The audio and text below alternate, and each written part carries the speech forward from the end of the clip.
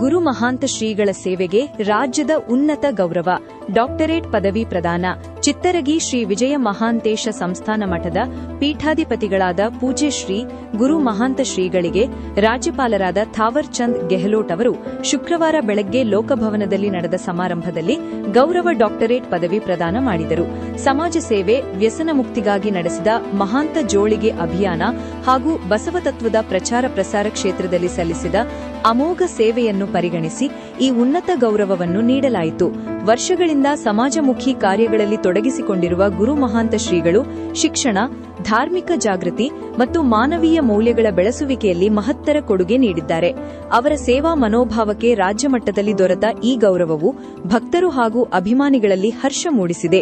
ಗೌರವ ಡಾಕ್ಟರೇಟ್ ಪದವಿ ಸ್ವೀಕರಿಸಿದ ಬಳಿಕ ಶ್ರೀಗಳು ಸಮಾಜದ ಒಳಿತಿಗಾಗಿ ತಮ್ಮ ಸೇವಾ ಕಾರ್ಯಗಳು ಇನ್ನಷ್ಟು ಪರಿಣಾಮಕಾರಿಯಾಗಿ ಮುಂದುವರಿಯಲಿವೆ ಎಂದು ತಿಳಿಸಿದರು.